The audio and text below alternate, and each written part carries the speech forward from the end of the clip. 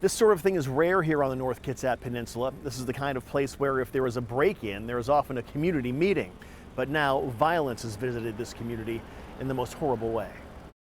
Inside this beautiful home, along a quiet wooded country road, something terrible happened overnight. That's crazy. It's the kind of stuff that you hear about on the news.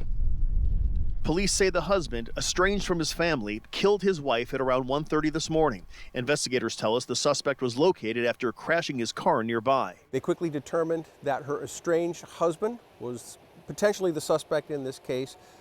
He was located a short distance from here, and he was taken into custody by our deputies, and at that time he resisted his arrest. Jake Johnson has lived across the street from the couple for 6 years. He says everything seemed relatively normal. They had their arguments each year every once in a while, but it didn't seem to be anything too out of the ordinary. However, neighbors also say deputies did show up to the house in October. I know that the police came and gave them the restraining order that time. We didn't know what they were doing there, but then we heard later. Court records confirm that was a civil protection order.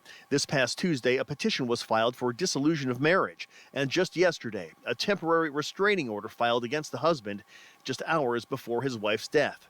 Most chilling, it appears the call to 911 came from one of the victim's own children. That's what I figured. I mean, it's unfortunate, and yeah, again, you think about the long-term effects it's going to have on, I'm assuming it was the oldest. The kids, obviously, in any situation like this, are going to be handled very delicately, and if necessary, they'd be interviewed for any information they may be able to provide.